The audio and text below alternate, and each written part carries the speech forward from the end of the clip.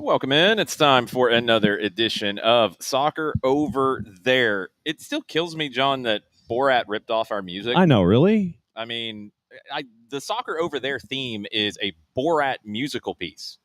He took it after we had it. And has given us no love whatsoever, no recommendations whatsoever, no hi, how you doing? We just don't know.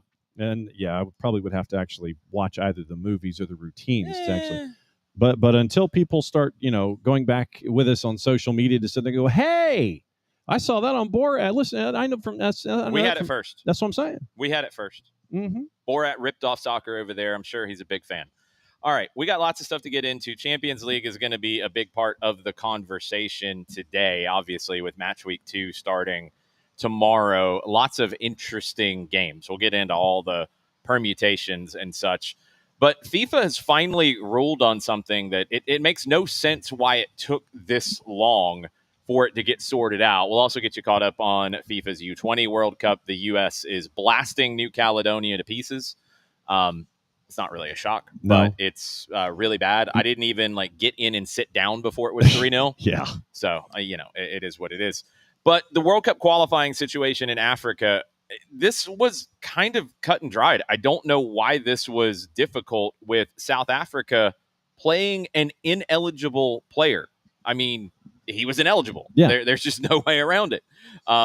Totally ineligible, and he played, which means it's a forfeit. 3-0. And it took them a long time to get this sorted out. When was that game played? March 25th. Yeah, I mean, this isn't rocket science.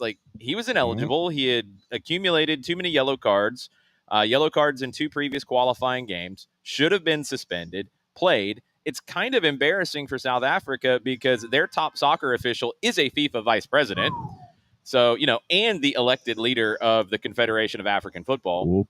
Follow the rules. Mm-hmm. He's also the owner of the Mamelodi Sundowns. Oh, no. So, look, I mean, they can appeal, but why would they? Because it's he was ineligible is ineligible. What are you going to appeal? Yeah, there's no real conversation in this one. He was ineligible. He played. So that means South Africa loses the 3 points. That means there is a negative 5-goal swing in goal difference, which means that South Africa is not in an automatic qualifying spot right now. Benin is. They're both on 14 points, but Benin, with that 5-goal swing, means they move to +4 on goal differential while South Africa falls to +3. Nigeria is back alive now. Yep. They are on 11 points +2. Rwanda is still alive as well on 11 points, 0 goal differential. Lesotho is still alive at this point because of the 3 points they got in that. They're at 9 points. There are 2 games left in the group. They're going to be in October. So instead of getting this ruled on in the September window, ahead of the September window, now you wait and you do it with the last 2 games to play. FIFA's decision subject to an appeal, which must be filed within 10 days. And so as of you went through the standings and we have the update. According to FIFA's rulebook, disciplinary code says, quote, if a team fields a player who is not eligible to participate, parenthesis, due to suspension, registration issues, nationality, etc., close parenthesis, the match is automatically forfeited. The default result is a 3-0 loss unless the actual result was even more disadvantageous to the offending team. Yeah, and it wasn't. So this was pretty easy. It's finally sorted out. So the October window in Africa is going to get really interesting in Group C now because of this. Here's what you have left. The first round of games, Lesotho hosts Nigeria, Rwanda hosts Benin, and Zimbabwe, who is out, they host South Africa. The final round of games, 3 days later, Lesotho hosts Zimbabwe, so they could pick up 3 points there. They get 2 games at home in this round. They could get to 15. They're going to need a lot of help, but they could maybe get into the mix for second place because they go into the playoffs to get into the Interconfederational playoff. South Africa hosts Rwanda and Nigeria hosting Benin, which is a big-time game at the end of it. Those are all on the first game. Lesotho and Zimbabwe is on October 13th. The other 2 are on October 14th. I wonder if that's going to change with now everybody in the mix. So you want to have all the games played at the same time. Yep. Benin critical, obviously, before the decision. Their coach, Gernot Rohr, was reported by local media to have said, quote, FIFA should now very quickly give the decision, end quote. Yeah. They should have, and they have not. And so you get they have now. Well, yes. They, at the time when he said it, they hadn't. And so you now have all of this stuff that is now wound up into one gigantic mess in the qualifying on the African continent. Yeah. Qualifying there in general is going to be fascinating in these October games. Highly recommended watching them. You know, when you start to look at who could still get in, who could be out, that's maybe the more interesting part of this. Is Nigeria might miss out entirely. They could be eliminated. That would be a shock. Cameroon is in a tricky spot in their group. Nothing is really settled. The runners up, Cameroon right now would be on the outside looking in getting into the playoff. So right now, the teams that it's a group winners automatically go. And in the second place teams go into that runners up pot. 4 of them have a playoff in November to go to the interconfederational playoff. Right now, Gabon, they are at least going to get into that. They could still win the group. Madagascar, DR Congo, and Burkina Faso are the others. Cameroon, Namibia, and Uganda are all on the same number of points as Burkina Faso. So you're going to have a lot of scoreboard watching. You're going to have a lot of running up scores potentially. South Africa would be a point behind all of them on 14. The others are on 15. So it gets really complicated here in Africa for certain countries trying to qualify. Ghana should be okay, potentially. Tunisia is okay. They're already in. Algeria should be okay. They have a 4-point gap on Uganda. Ivory Coast, 1-point gap over Gabon. So whoever comes in second there is going to go into the playoff round. Morocco, they're in. Cape Verde is another fascinating one. They've got a 4-point lead on Cameroon, who right now would miss out. They need, I think, 3 points to guarantee it in 2 games. They are right there to go to their first ever World Cup. They would be the second smallest country behind Iceland to get in. Benin and South Africa, we talked about Group C. You got 5 teams still alive there. Group B, Senegal, 2-point lead over DR Congo. Group A, Egypt, all but qualified. They have a 5-point lead over Burkina Faso, but Burkina Faso needs to pick up some points and some goals to make sure that they can get in. Four-card is hanging out with us, says Sudan needs Congo to lose or draw, then they need to beat Congo to have a shot at second place.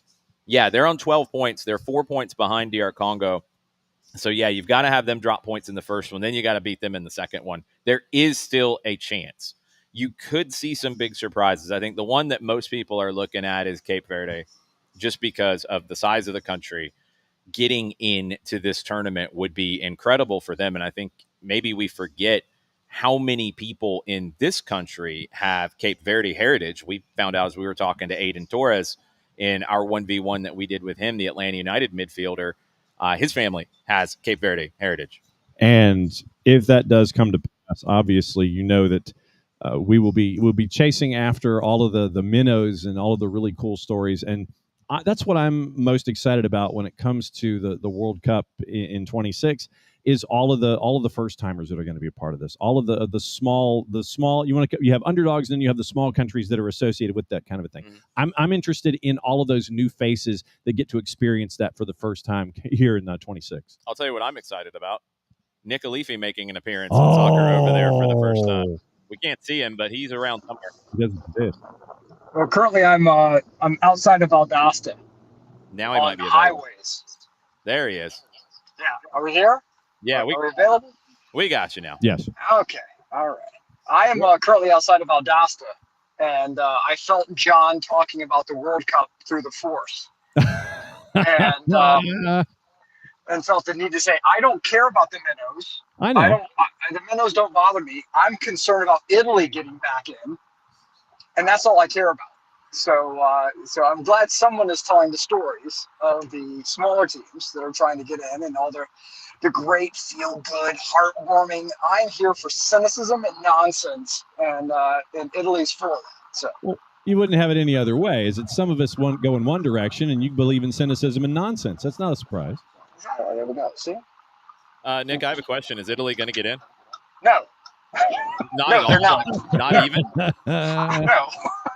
I mean, I don't think you're getting in automatically. You're going to have to go the harder way to get there. But are you going to do that? No, we're not. 4 card says Italy is a minnow now. Wow. If you have 4 stars on your shirt, you're not a minnow. What are you, though, if you've missed out on 3 straight World Cups? Lazy, Bad. Lazy. out of touch, bad, horrible. Yeah. There's a difference. Look, I agree. If your backup striker is a reserve sheriff, right? Like in New Zealand, Yeah. you know, then you're a minnow, and that's okay. That's great. There's nothing wrong with it. If your goalkeeping coach was herding goats 6 months ago, you're a minnow. It's okay. There's nothing wrong with it.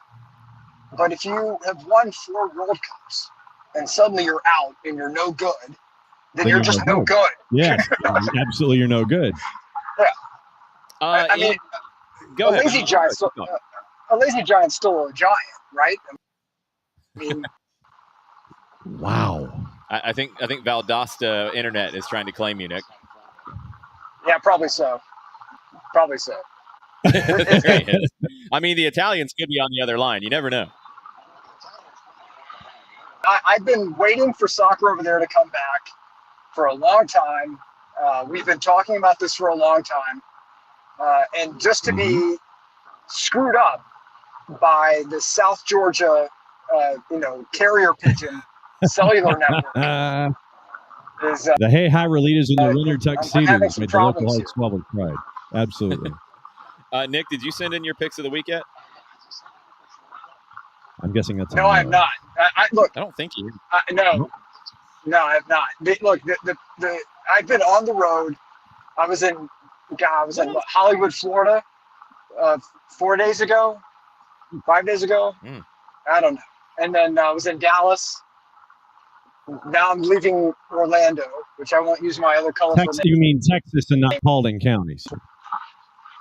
Look, it's been a couple of weeks, gents. Okay, it's been a couple of weeks. Fair enough. Shoot or shoot. Fair enough. I think. I think you have until 2:45 tomorrow to get your picks in. Okay, I can do it tonight when I get home. I'll get home around 11:30, that's and I'll put in my picks. And that's the first game. I'll shoot you a reminder.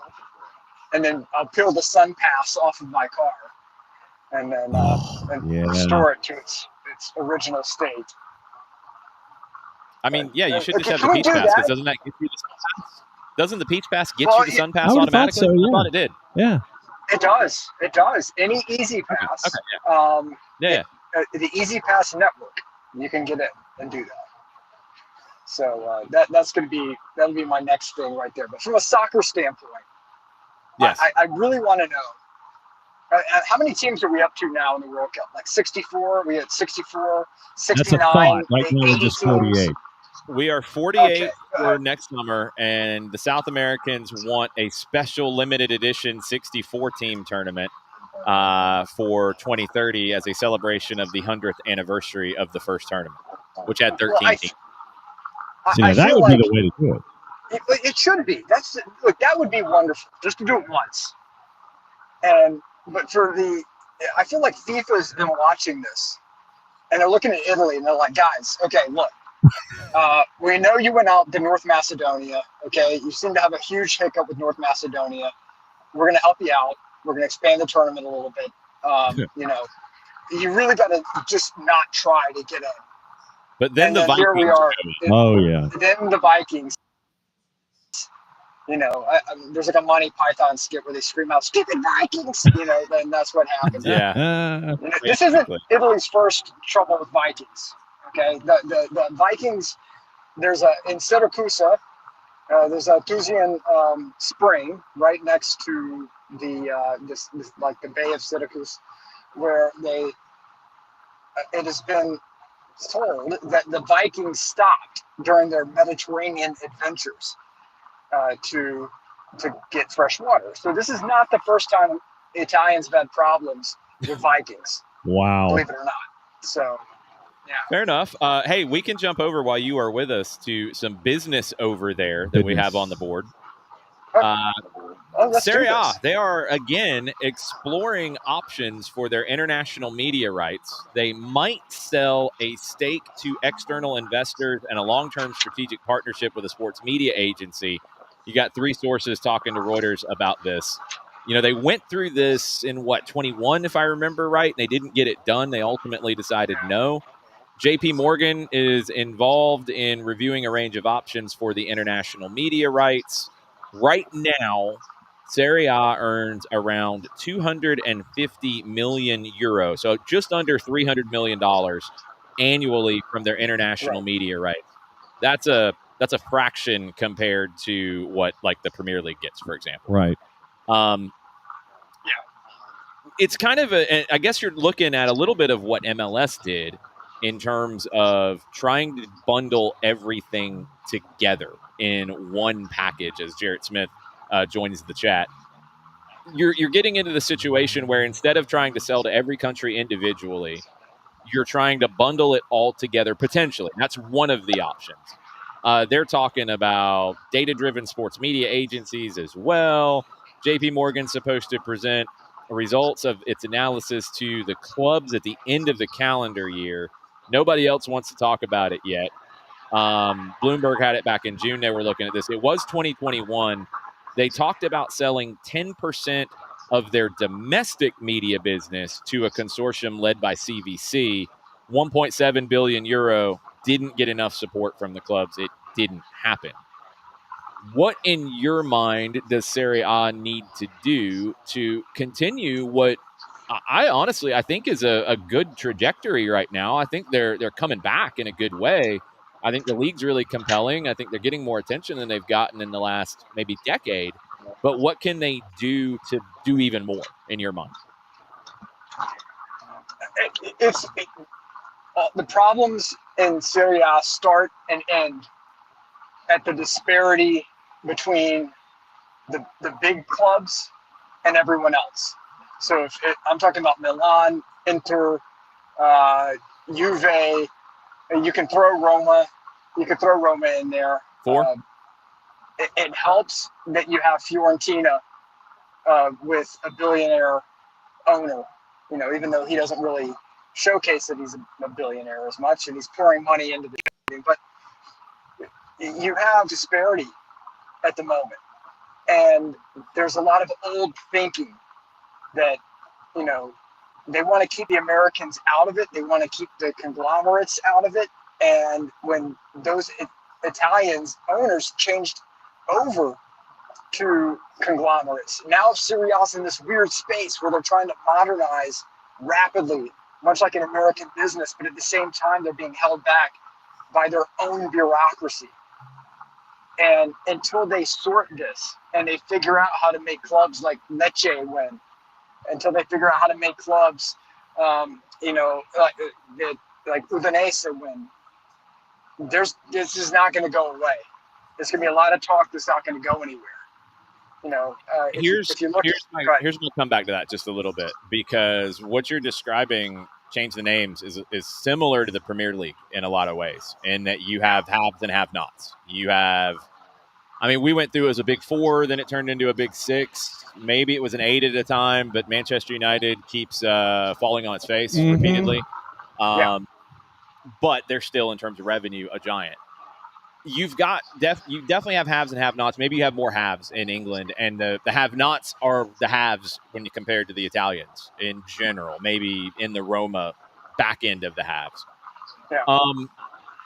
Maybe the question would be, instead of the parity side, which I'm all for, obviously. I mean, we're used to it here with MLS and finding ways for that to happen. What can, if anything, I mean, maybe there isn't an answer to this, and it's just the Premier League is going to dominate and you're fighting for second place. What can you do to solidify second place over La Liga, over the Bundesliga? And Liga is not in the conversation for me outside of PSG. I mean, Real Madrid could buy, you know, almost every other club in Serie A by itself. True. But Spain isn't even Italy in terms of haves and have-nots. They have 3 halves. Mm-hmm. Like, it's Right. beyond that. You have, and Atleti is fighting their way and looks like they're actually going to get investment and do a lot of stuff right now to try to fight more. But you've only got 3 clubs that can legitimately win a title in Spain, and one of them is like half and half not. It's crazy. Well, optics play a role, and I think this is one place where even La Liga gets it right and Italy gets it wrong, which is mind-bending because Italy has been known for style generally, right? Clothes, cars, the people, the food, it's all style.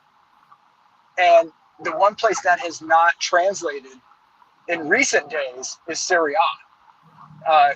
Who was the standard bearer for Serie A for over a decade? It was Juventus. And what was their style of play, right? 1 goal and drop everyone back on defense. Yeah. Right? Allegri just, they had a stranglehold. And it became so boring, so dull that no one wanted to watch. But if you go over to La Liga, you may have a team that's in 5th place, but they're fighting like hell, and it's an exciting game. But you had the legend of Barcelona before they started trying to do 90 million euro players on the bench. They were exciting to watch. They were fun to watch. Real Madrid, the Clásicos were just mind-bending to watch. What is the last Serie A game that you guys can think of that made you go, oh my God, and really capture imaginations? I can't think of one. It's interesting you bring that up. Harry on the chat said Serie A is 4th behind the Bundesliga and La Liga. I think La Liga is 2nd. I don't have a problem with that, and it's because of the Clásico. It's because of Madrid and Barca. That game's going to captivate you whether you care about La Liga or not. But I don't know if it's behind the Bundesliga, because what you just said about having a game that's captivating, the Bundesliga has had less of that over the last 15 years, outside of Leverkusen winning recently. You could engrave Bayern Munich on the trophy before the season starts pretty much every year. I think Italy, and look, maybe I'm a little biased because I've watched more of it on Paramount Plus as of late than any other league, because I think they do a really good job with presenting it. I think they make it very accessible. They have the shoulder programming around it. You've got personalities talking about it, and it's fun. And you've had enough stories told that I'm going to watch Napoli. I'm going to watch Milan because of Pulisic. I'm going to watch Juve because they're Juve. I'm going to watch Inter because they're Inter when they're playing big games. But other games I'm going to throw on. I want to see what Atalanta does with Gasperini gone. I want to see Roma when they play Lazio, and you have that one. I think there's maybe in the U.S., and it might be U.S. specific because of the way it's covered. I think Paramount Plus has done a lot, along with having somebody like Pulisic. Yeah. I think they've done so much to present Serie A in a positive light to where it's grown for me. Jarrett, you can chime in here. We haven't tossed to you yet. You're kind of agnostic when it comes to other leagues outside of Scotland. What are your thoughts? That's one way to put it. It's first off, I'll give all the credit in the world to what Paramount Plus has done in terms of putting money into their product. That it's not just in Italy, it is in Champions League, Europa League, Europa Conference League. It is. I get that as Will joins us, who is part of, I believe, of the Sickos committee. Yes. The Sickos are a loud group of people in all sports. Mm-hmm. Yes. But they're not always the majority. But I appreciate the fact that Paramount has been able to thread that needle where they make a presentation that is appealing to those degenerates among us, but also is open and inviting to a casual fan or just a diehard straight-faced straight guy fan who is not wanting for the chaos and the silliness, who is just a hardcore, I'm going to bleed for my shirt fan. They've done a great job of threading that needle that appeals to both of them, and I appreciate that.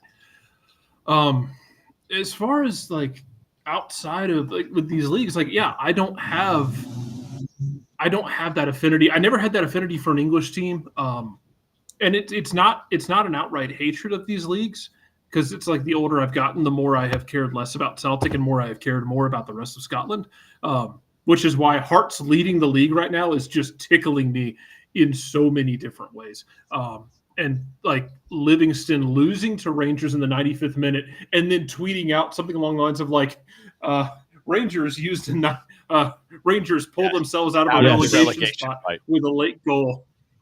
I mean, like, that's the pettiness I want to see.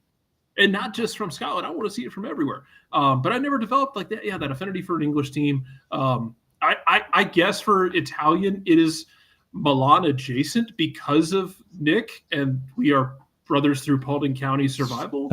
That's about it. But I'll turn on the other leagues. Like, I'll turn on German leagues, because even if it's not Bayern Munich, and I can usually run by Johannes to get the pulse of Bayern Munich, and usually Johannes is like, so he's just stressed out about it for no good reason. No good reason. I'll tune in and watch them because their games can be fun, and but I appreciate the fact that, and I don't know if the younger the kids, the people of like Maddie and Sophia's age, who are not here to defend themselves, man, y'all, when we were your age, getting access to these games was pulling teeth. Like, it's a great situation to be in, that you can pull up other leagues that you may not have an emotional investment in, but you can watch the presentation of the product. You can see what Paramount has done so right. You can see what other broadcasts have done right or done wrong. And I love the accessibility. I mean, look, when I was a youngin' in the days of black and white television. Yeah, you weren't watching anything on black and white television. I was watching Soccer Made in Germany on PBS stations, including Channel 8 here locally. They would run Soccer Made in Germany with Toby Charles. And that would be the only outside of the North American Soccer League stuff that I would get access to with American television. And you see where it is now. I mean, Golasso Network has been absolutely huge. Yeah, I mean, every bit of it is crazy. New Caledonia just scored on the US U20s.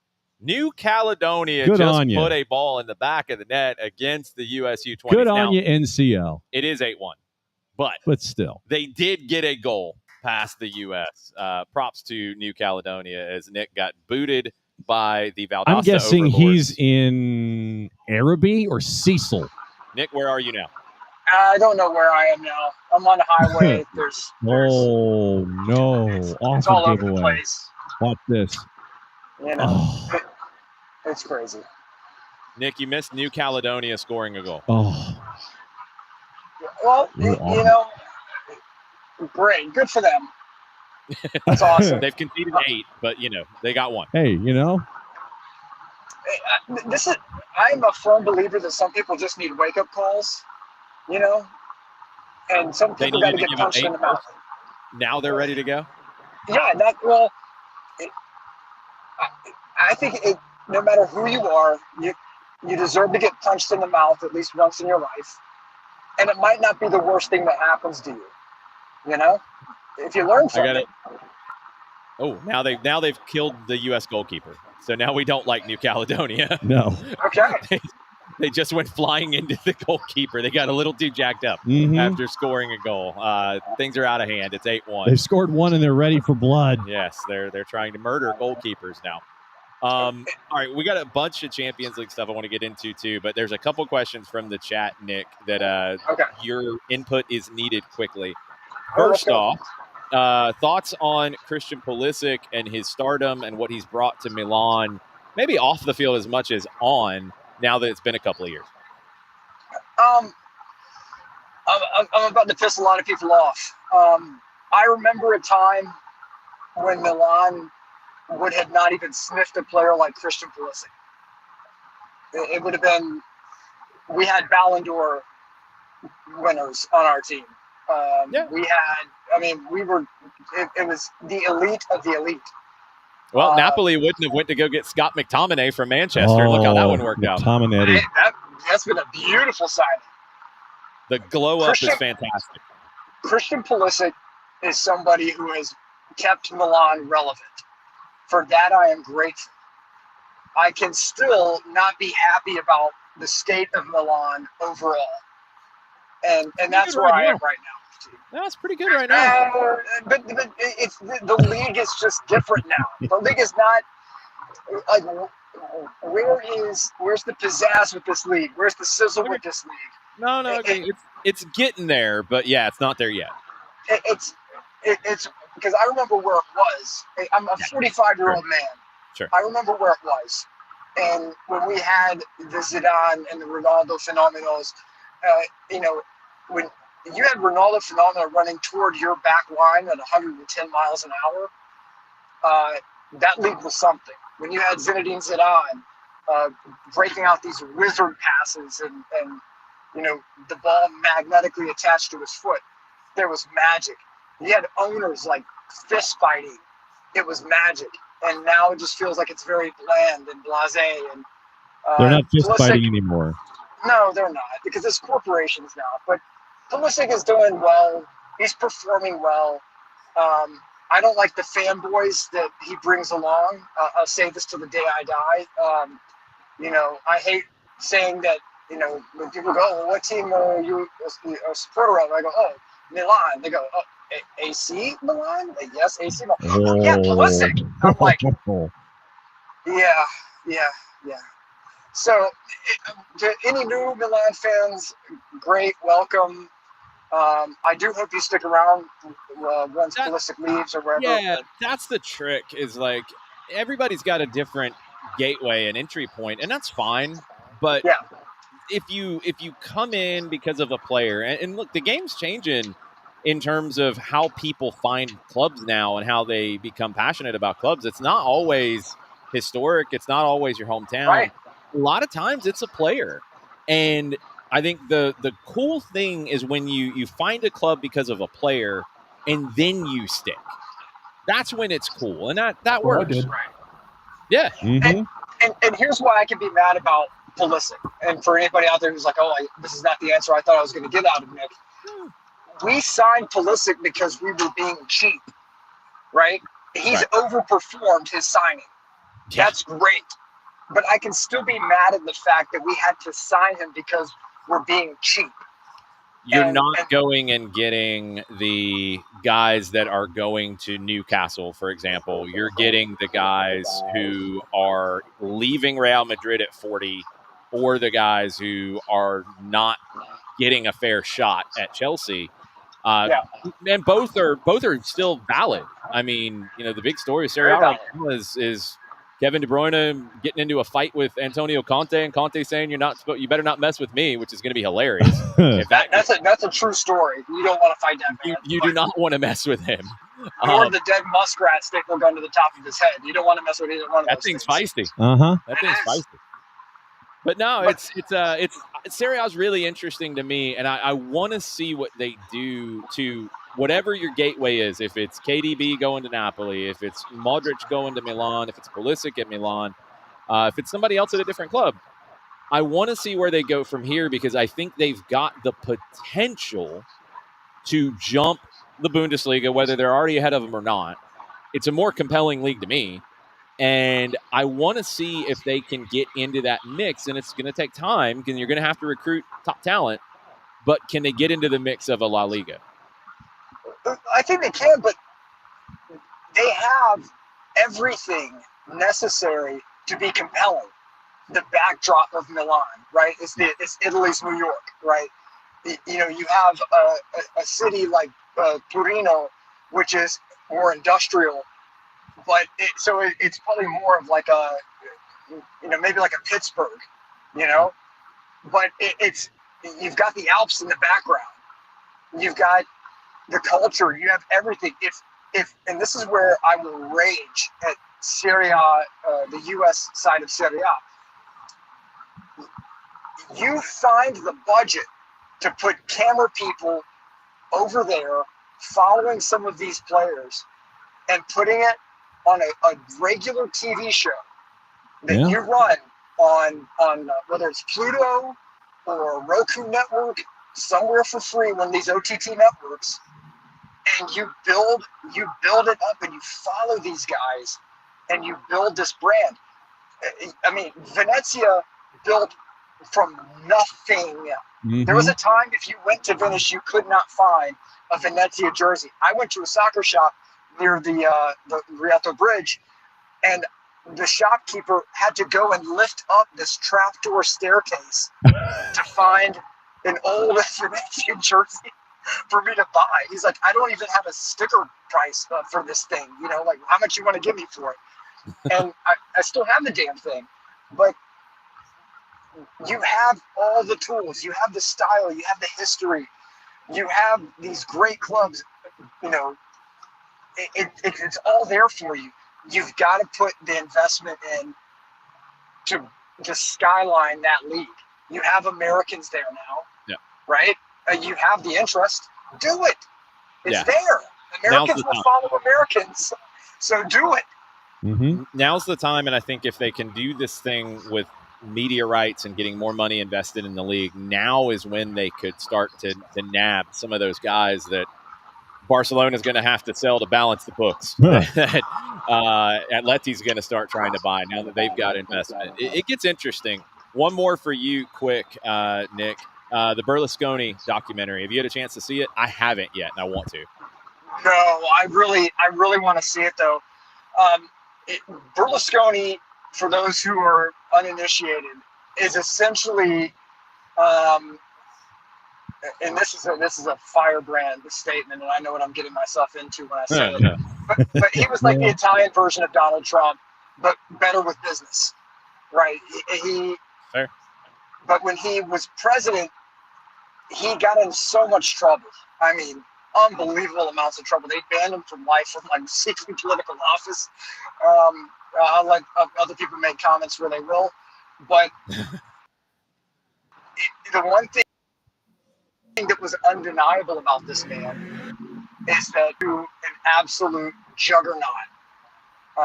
You know, outside of Real Madrid, one of the best Champions League teams of all time. There was a time when the red and black shirts showed up, you knew you were in for a war. And they took care of their players. They invested. They brought in coaches who were forward thinking at a time. And he's in Araby. I know it. South Georgia internet's getting Nick. Or Berlusconi internet's getting Nick. Berlusconi's reach is... it's getting me. I think Silvio's people came for you. Yeah, Silvio's people came for you. The most believable thing is that Silvio has people in South Silvio's Georgia. people coming for me, man? Silvio probably, the ghost of Silvio is certainly, yeah. But Silvio, he was very... He's in Tifton. Yeah, Nick is in Tifton and being tracked. Silvio's people in Tifton have got Nick. We'll get him back in just a minute. Nick, I'm gonna bump you off for a second. I shouldn't say bump him off. That's really bad. No. That's a bad way to put it at the moment. No. Oh, God. Why would you do that? I mean, I wasn't thinking. Another thing Milan can do, by the way, is go get themselves a random Scottish player, because it has been working for not just Napoli. And this isn't to say that player is going to solve all of their problems in life. But Josh Doig left Hibs to go to Sassuolo.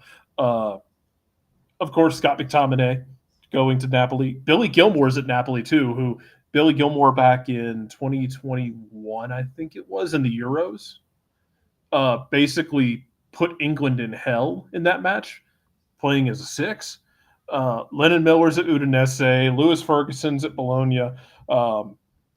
Shea Adams is at Torino. Just, I don't know, like, go get somebody and, like, just put them on your Italian roster if they're from Scotland. Are they going to make you win? No, probably not. Are you going to make the player better? Probably not. Their ceiling's limited. But it's been working for everyone else. So go rescue someone from the cold, damp hell that is Scotland and send them down to the Mediterranean for their own good. Jarrett, hold on. I got to push back on that a bit. Uh-oh. As far as the ceiling on the Scots, you know? we're showing that with McTominay proper. was a top 20 Ballon d'Or pick. He was 18th, man. I mean, come on now. Look, But here's the problem. You assume, and yes, Scott McTominay is amazing, but not everyone's going to be Scott McTominay. Not everyone's going to be Billy Gilmore. I don't want people to Nobody go. saw Scott McTominay coming except for possibly Scott McTominay, and he looks completely different now because he got a tan. Yeah. Well, this is what I'm saying, guys. You would be too. You've never been to Napoli? I You know. would be too. I know. So that's what you're supposed to do. I've been to Napoli. If I got to live in Napoli, I would look and sound and function better too. Oh, go for it, Nick. Well, what I'm saying is that we've shown what can happen when you get the Scots out from, under the perpetual cloud that exists over that part of the island, and get them sun and proper nutrition, right? And then some decent clothes. Carbs. Well, get them under better coaching. Real tomatoes, not red real water, tomatoes. like McTominay said. It's like I didn't eat tomatoes in England. I didn't know tomatoes were good. See? I mean, wow. But here's and really to a soccer thing, who is the last Italian tough guy that you can think of? I mean, I always think of Gattuso. Okay, Yeah, that's fair. That's fair. The last time he played was what, 2009? Yeah. Okay. The Italian Serie A is missing steel. That's one thing we don't have as much of anymore, are players with steel. So if I have to import some Scottish steel to make my league tougher, bring them. They don't got to be great, but give me some players with steel. The best example of that just signed with LAFC and Ryan Porteous, who is a center back who has, let's too generously call it, a dirty streak. Yeah. When he was at, I believe he was at Hibs. He's the one that, while laying on the ground after tackling Christian Ramirez, just hauled off and kicked Christian Ramirez between the legs for no good reason. Porteous was your best chance at that. The only thing I'm hearing right now that I'm internalizing from this is what we missed is we should have sent Scott Brown to Italy. Oh, That would have been fascinating, yes. Would have been great. International young galore.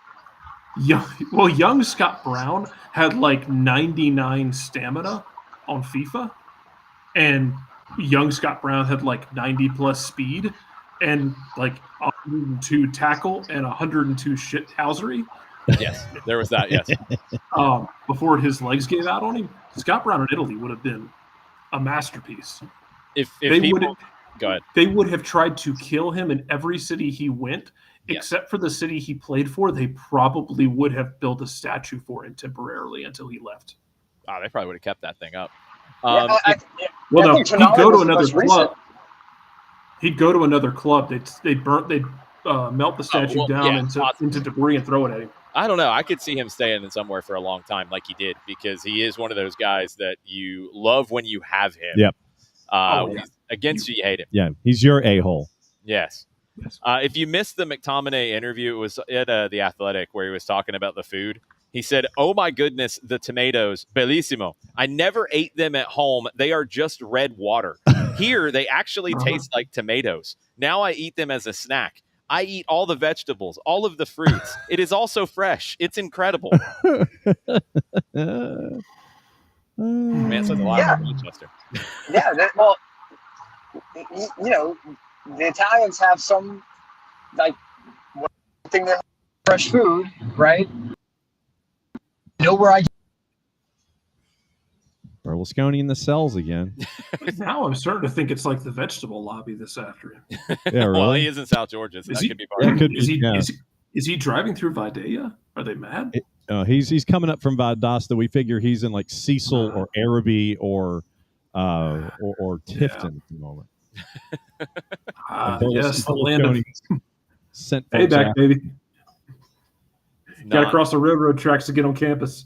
That's how I knew on my unofficial visit that I wasn't going to be playing baseball at ABAC. Yeah, he probably and Nick has probably spirited himself past ABAC in the northbound lanes, looking at ABAC in the southbound lanes. Nick, I need you to stay at the speed limit because them South Yes. Georgia troopers don't play games. Yes. Please observe all appropriate speed limit signs between there and exit 238. Houston County?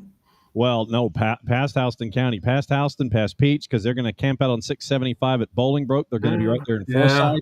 And they're going to be right there at Mary Persons, and that exit you got to get past the Gyp Stick. I go to Mercer enough. Like, it's usually not too bad between Atlanta and Macon. I think it's the other side of Macon is where it's worst.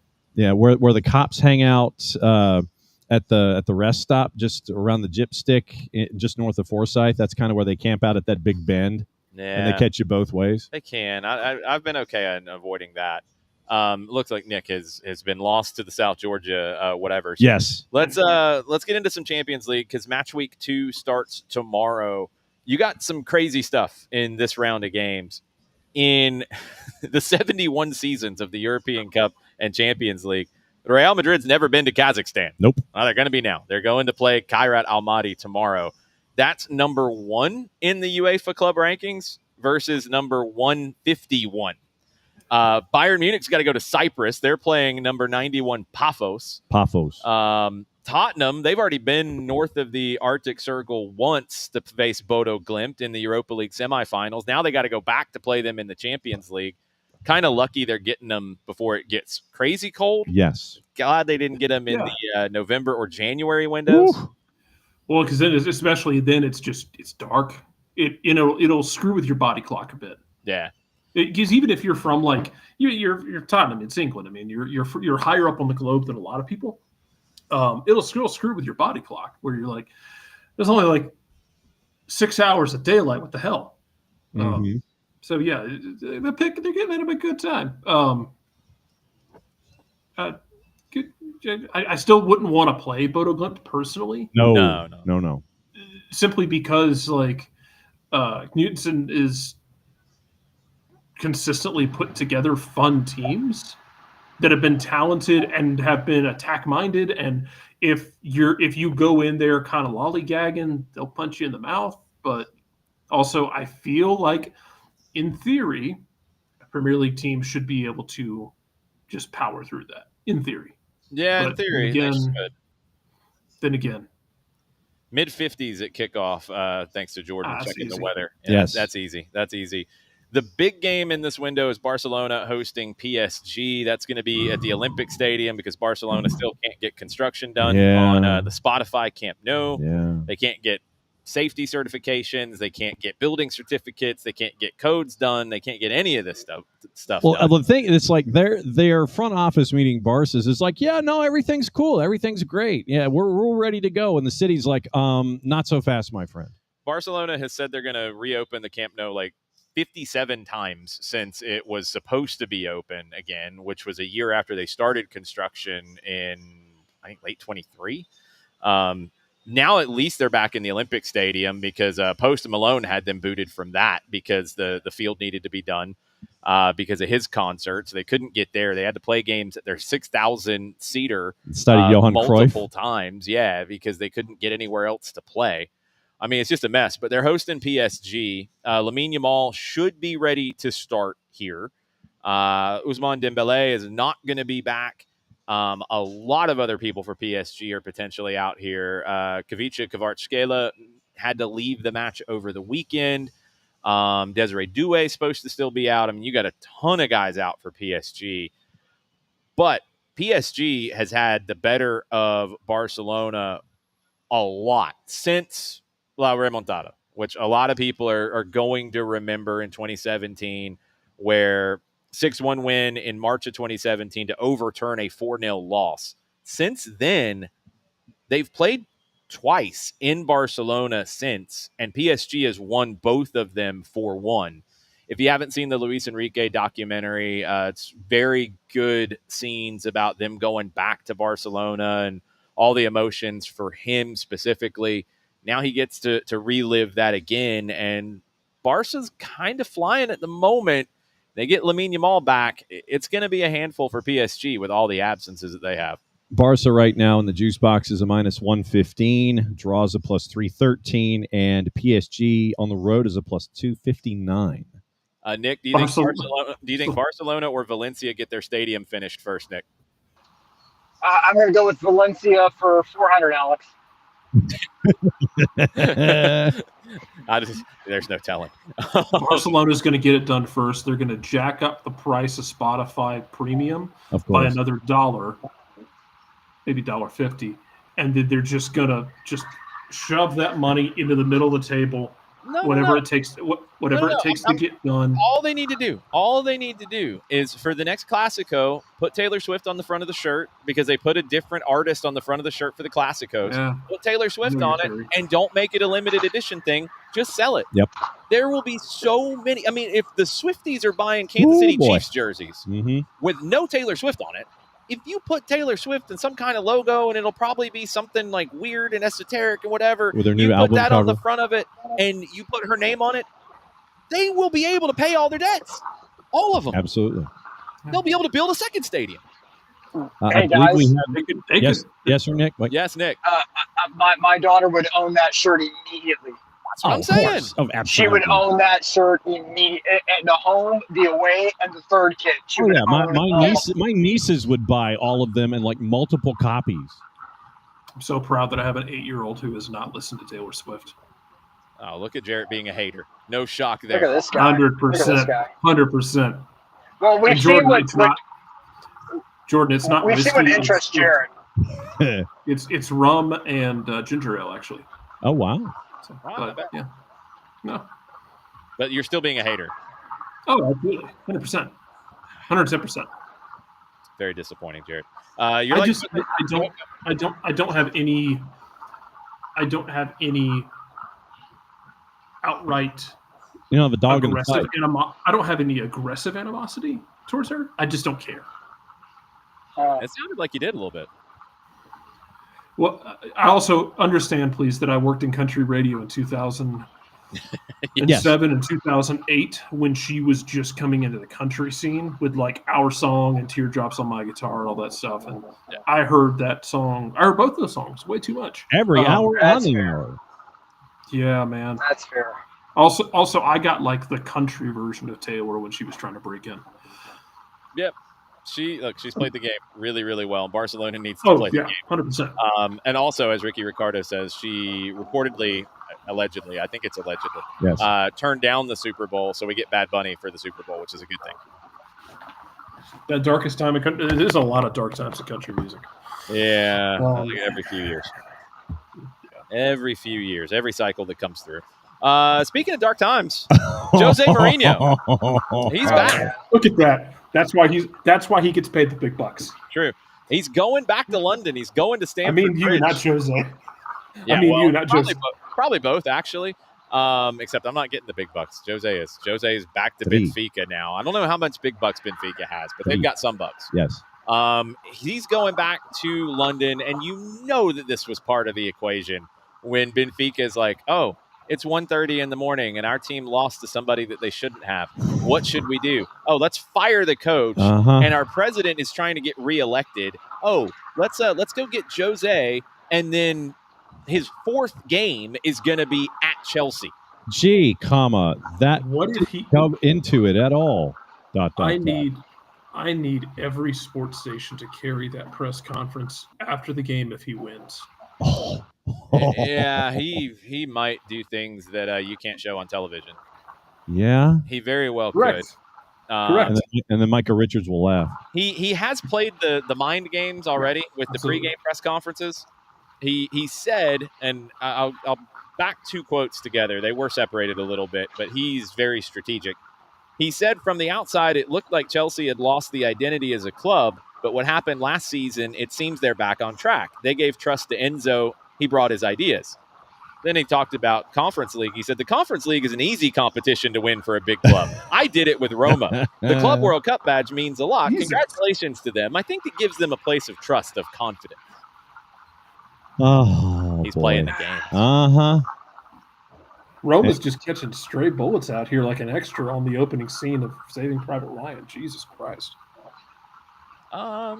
Yeah. Yeah, I mean, Jose, outside of, he did say some nice things about Chelsea in the press conference to a degree. I think that's the only place, maybe at that in Porto, that he says nice things about. Everywhere else, I don't think he does. I don't even think he says nice things about Inter. No, he has said nice things about Inter, because but it's like sort of Okay. like side-eyed when he says it. He goes, I think he "Oh, said we had nice such things wonderful about his time." time there and the players, yeah, but maybe not the club. Yeah. I mean, Yeah. Nick will support him not saying nice things about Inter, though. This is true. Oh, always, yes, of course. This is very true. He went to trouble there, and it is a stain, and it hurts my heart. But the man did it. So, I mean, what are you going to do? But Yeah. I don't know. I'm just sort of over him at this point. Everybody is. Yeah. His time is done. It's like, it used to be he could get into the third year and then you'd get the dumb nonsense. Now it's the third week. Yeah. Yeah. He's already got a complaint filed by the Portuguese Referees Association about him talking too much about referees already. 3 games in. Already got the complaint. Yeah, it doesn't work. Like the shtick doesn't work.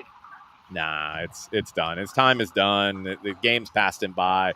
I mean, the things he said about, like, coaches who have ideas and philosophies, and he's kind of throwing shade at Amorim, who, I mean, it's easy to throw shade at Amorim these days, but about the idea of, like, oh, if you die for your ideas, you're just dead.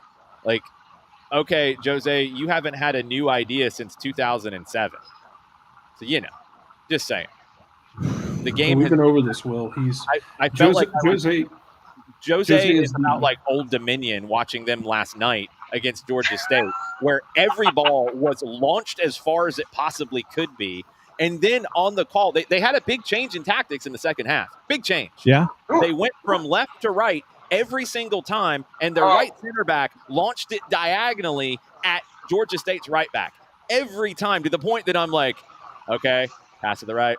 Pass to the right. He's going to launch it now. Oh, he didn't launch it. He passed it forward. Like, it happened at least 20 times in the second half. Oh, my God. He is the... Jose was sitting there nodding, watching it.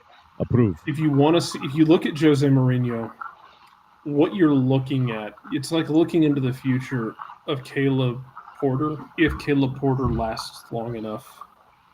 Because that's just... That de-evolution of style...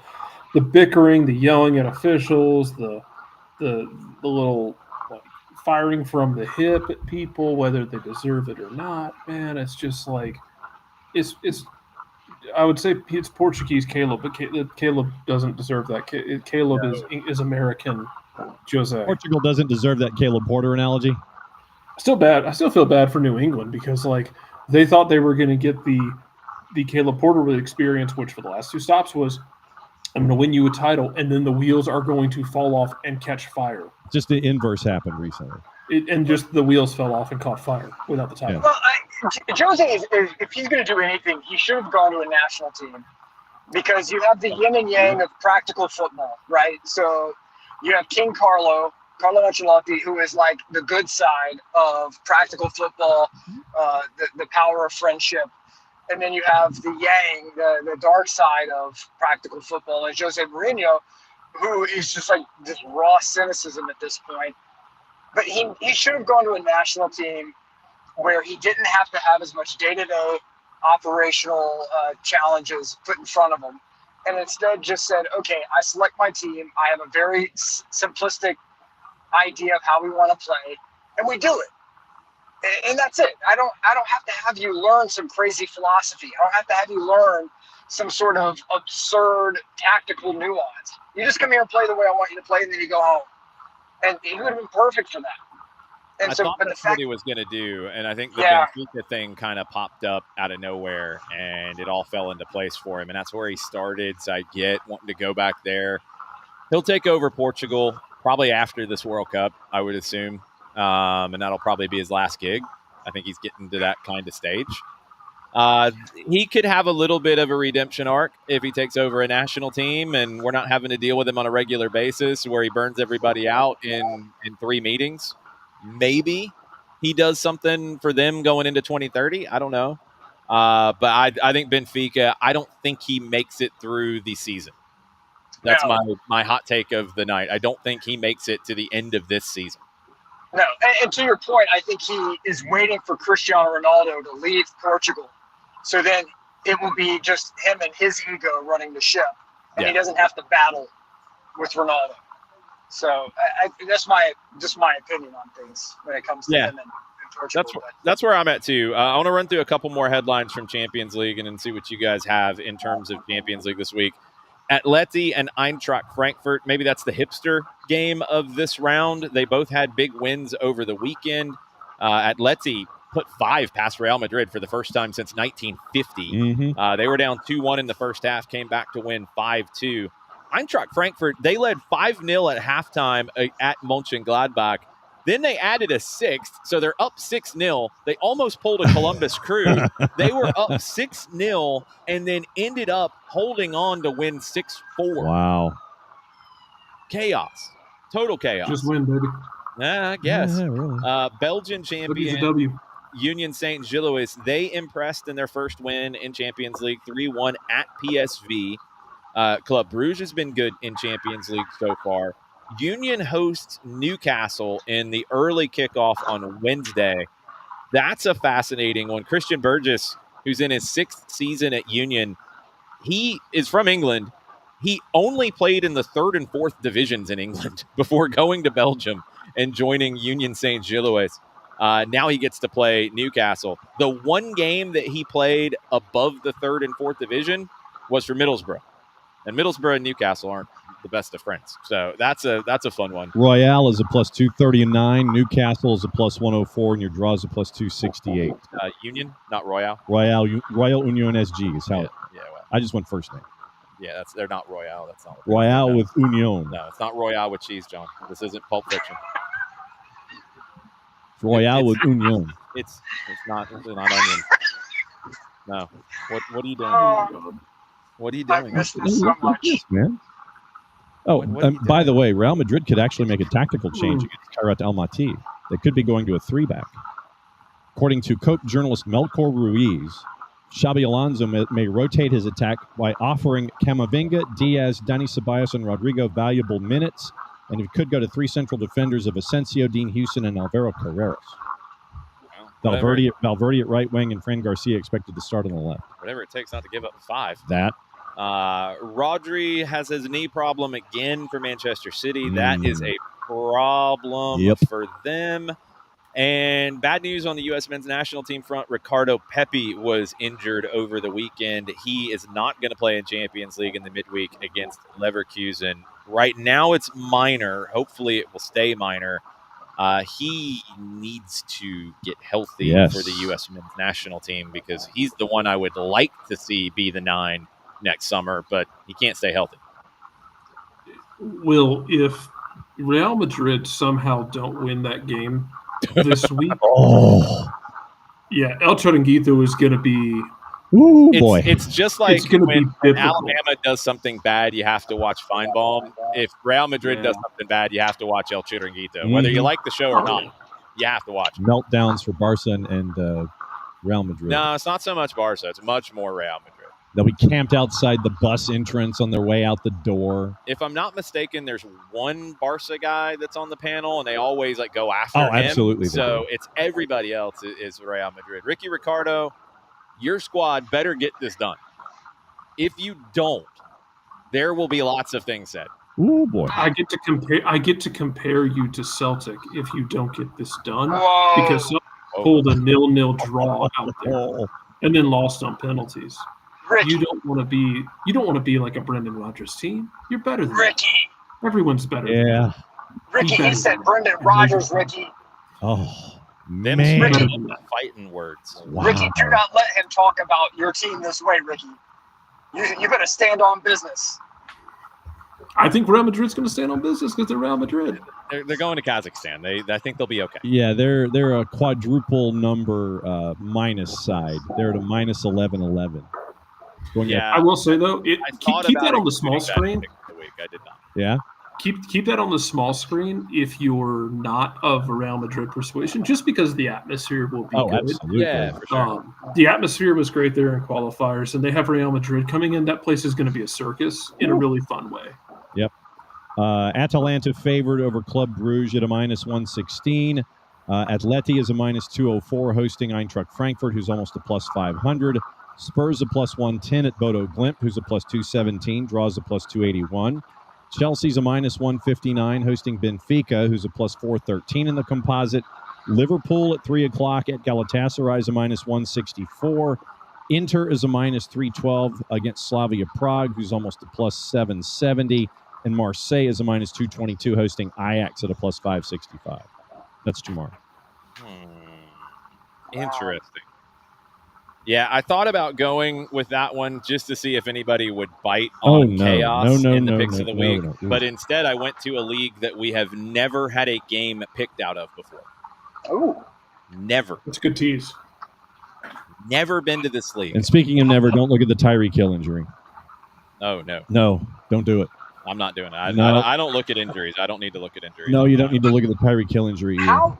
How in the world is there a league that we have not picked for over the illustrious history of soccer over there? We were gambling Mongolian second division, Jason. How did we not cover this league? But it is Mongolia. We've never picked from the Premier League in Mongolia. Oh my God. Yeah. We have a Mongolian Premier League match that is in picks of the week this time. Did you pick that one or did I did? I mean, come on. Sophia went a little more off the board than I thought she was going to. Okay. She does not know the Mongolian Premier League now. Okay, Alex, you have to get caught up on this. So welcome to this is the Unfinished Basement from Yes. Oh yes, Jared, cut your promo. Yes. I have not gotten to the point we're probably going to be here for a year before we move up closer to town, so I'm not going to go through the trouble of paying to my own money to finish putting sheetrock up on a place I'm not going to stay in. The people who own it can do that. This is just ginger ale and rum because I enjoy it, and it's completed. Yeah, and I put on the webcam because all y'all bitch about me not showing my face. So hi. So he goes to Utah and he shows his face. He doesn't show it in Georgia. That's how the only other time I've done it was when I was on the beach that time, just to flex on y'all. Mm-hmm. Yeah, that was kind of being a jerk. Yeah, that was. We were at Fripp Island, and I was just walking along the ocean.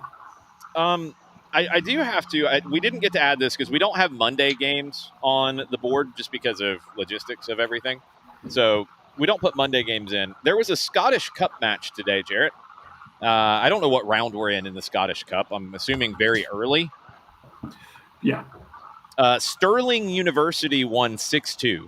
I don't know if it's an actual university team or whatever's going on there. But the team that they beat, I had to look this up while I'm sitting here. Burntis Land Shipyard. Oh, boy. Burntis Land Shipyard. Or is it Burnt Island Shipyard? No, it's Burntis Land Shipyard. Okay. No, it could be Burnt Island. No cats here. Burnt Island. Yeah, it could be. No cats here, 4-card. Although I do have 2 rabbits upstairs. Burntis Land, Burnt Island Shipyard. Their nickname is Shippy. Of course. They're Shippy, Jarrett. Lower division. I don't know what division this is. East of Scotland League Second. I don't know what league that is. 5th division, 6th division. East of Scotland League. And Ricky, to your earlier thought, Ricky, about Jose dating. It's level 6 to 9 in Scotland. Yeah, I was about to say that might be 5 or 6. They're a feeder to the Lowland League. Oh wow. Yeah, and because those leagues do this on the way up. They combine. Okay. Scotland's weird, man. But no, yeah. Ricky had a question about Jose marrying a Gen Zer. His daughter and his son from his wife, they have the same name. So basically, his wife's name is his daughter's name, and his son's name is his name. So that's where you get confused. He's not dating a Gen Zer. They've been married forever, but they have the same name. I just assumed he was making a Bill Belichick joke. No, he might very well, but yeah, literally, he named his daughter they named the daughter after the wife, and they named the son after him. So there you go. Look, lower division Scotland has given us some gems. Loch Ness FC is still wonderful. Nick has one of their kits because they sent me the wrong size one. No, I'm telling you, look at Burnt Island Shipyard because their crest is pretty magnificent. They were founded in 1919. They're Shippy. That's their nickname. Okay, so for anyone who's new to soccer over there, Oh, it's not. and you're wondering. Hold on 1 second. It's not good when you try to go to their website and the site has been blocked by the network administrator. Oh, Yeah, I got the same problem. Yes. That's not good. Oh Okay. man. This is what we do. Oh, I got it. 1919. There's no other place There you go. that you're going to find. You'll find people who will be screaming up, putting Big Stam on some touchline somewhere, but nowhere else are you going to find a show that is bringing you clubs from 1919 in like the Scottish 5th division. That was Okay? backwards. That's why we're Yes, different. we're definitely different. And apparently across their header is Briggs Marine. Yes. They hosted Celtic in 1939 and they lost 8-3. Much for hosting. They were only losing 3-2 at halftime though. This is in the Wikipedia page. Shipping. Someone, to be fair, it's 1930 something, whatever the hell you said, Scotland. Someone like half their team probably got rickets at halftime. It's very possible. So The ball was wooden. we might get a Burn Island Shipyard FC into the mix at some point. One of the Celtic goalkeepers literally died on the field in an old firm match in like 1920 something other. So he got I got kneed in the side of the head and died. Scotland is not for the faint of heart. That's like American college football at that time. They just asked the Gannon family about that. Yeah, on Gammon. They don't have any gear for sale. That's disappointing. They barely have a website, John. It gets blocked in some places. They have a child well-being policy. Well, that's good. This is a good thing. I mean, just saying. They have a 44-page policy practice notebook. Well, so they're more organized. That just means they're slightly more organized than most NPSL teams. Yes, there's that. So, Nick, are you going to stay with us and make your picks for Picks of the Week live? I'm making mine. Let's do it. Sweet. I mean, it's probably a bad idea because you don't want to have your picks like mine because I've been terrible. I'm the only one through 2 weeks that is negative. Wow. Nobody was negative last week, though. I was barely in the positive. Thank you, Napoli. You saved me. And thank you for not letting Jarrett win. Sophia won last week in Picks of the Week. She even got the prop bet correct. Wow. 1,110 for Sophia, a new record in the 2025 season. The 2025 Apertura. Disgusted. Mostly because it was there for me at the end. I was so close. You almost turned it, but the comeback that Sophia had this week. So just going through it real quick. 4 people got Dundee United in game 1, so they got off to a good start. Sophia did not. She picked draw in the Uruguayan Cup match, which almost came true. It was a goal in the 100th minute to win that one. There was also a red card in the 108th minute. Uh-huh. Yeah, we talked to Nino about that. I mean, Then she got Simba right, which everybody did except for Nick. You picked a draw in that game, Nick. Fountain Gate let you down. Yeah. She picked draw along with me and Shamrock Rovers and Bohemian. But this is where she turned it. She was the only one to pick Atleti. She got that. She was the only one to pick draw in Seattle and Vancouver. She picked Arsenal and she picked Milan. So the weekend games, she turned it all the way around from minus 100 going into Saturday to 1110. I'm throwing a flag on the field here. First challenge of the season. I'm saying that I'm challenging that I think Sophia needs to be tested for performance enhancers at this time. Well, she's not here to defend herself, so there's that. Well, that's exactly why I'm throwing these wild baseless accusations out right now without her there. I would say possibly with her picks in her 4 games that she selected, I might want to go in on checking for performance enhancer. She came up with some good ones. I was impressed. Yeah. By the way, at the off the official Burnt Island Shipyard Football Club website, on their Facebook page, this afternoon we welcome Kenaway Star Hearts to the Shippy. That's what they call their stadium, the Shippy. No, their nickname is Shippy too. It's just Shippy everywhere. And it says all the usual delicious food and drinks available at the Wee Winday and Bar. The Wee Winday? The Wee Winday. right there. Wee, win day, and bar. And bar. So what is the wee win day? I'm guessing it's like a really small window that you go and get your concessions that are 4 pounds each. I'm choosing to believe this is the Silverback Grill. Basically, Just Scottish. yes. Yeah. Right there. The shippy. What's The shippy. What's the equivalent of serving a bunch of Tecate? Oh, it's Buckfast. Buckfast.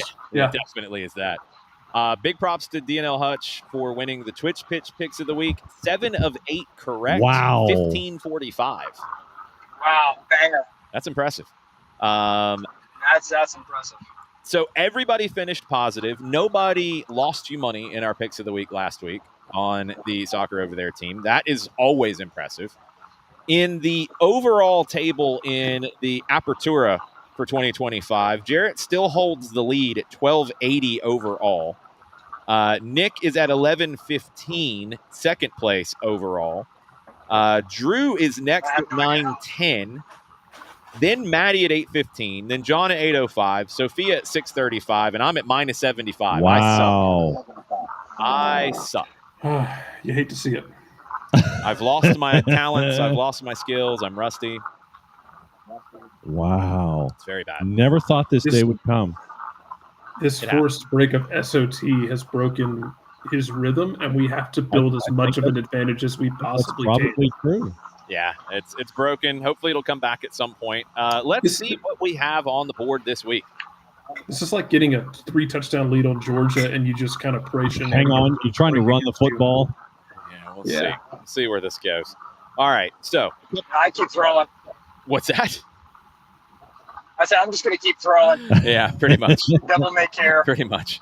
Nice job, Kyle Shanahan. Good work with that. A couple of new caveats.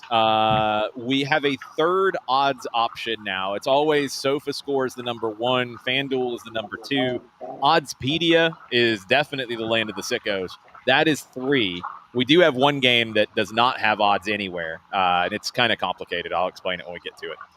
And you guys know how all the money lines and stuff work by now because you're all sickos. You can't barely add, so we just tell you what you got. Basically, yes. You just pick a game and we just tell you. Uh-huh. I had to make sure you knew where the calculator was on your phone. True. You probably have one in your bag, don't you? A calculator? Yes. I'd have to probably in a side pocket someplace with my pens. You have one at your desk at home, don't you? Absolutely. I haven't. I haven't had a calculator since, I don't know, 2005.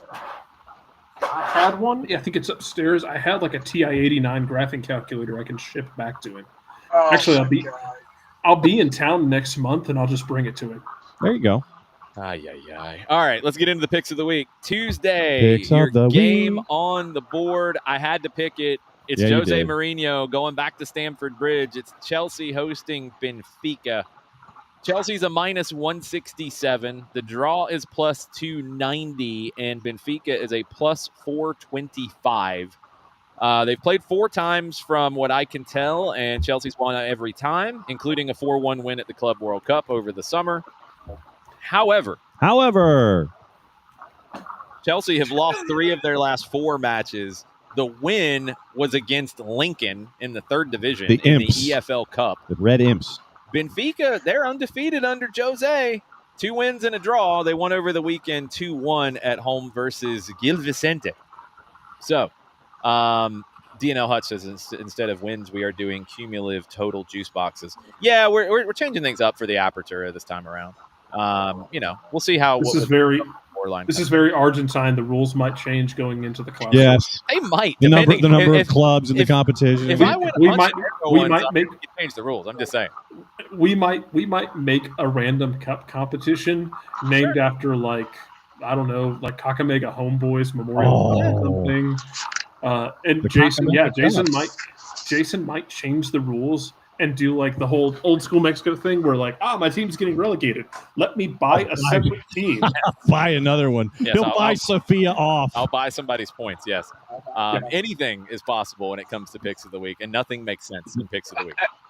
Can I have the floor for just one moment, gentlemen?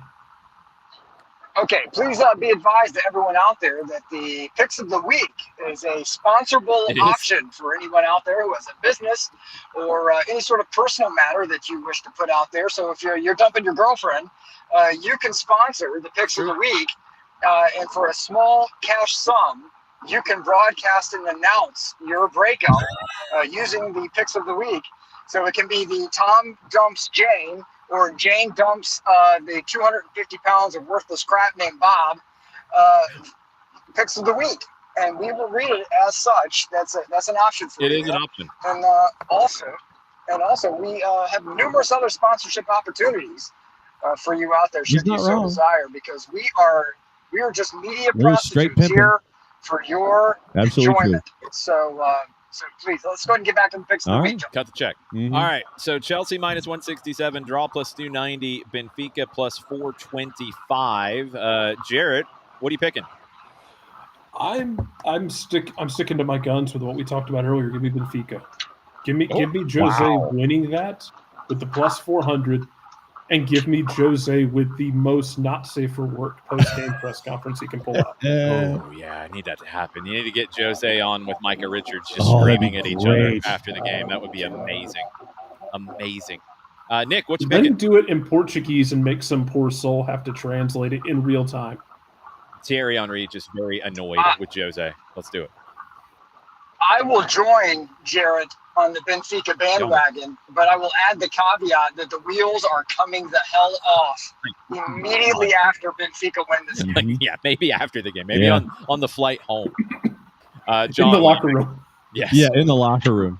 No, despite all of the injuries and the vote of confidence apparently that was given to Enzo Maresca with everything that has happened in their recent run of form, I'm going to go with the course correction here and go with Chelsea.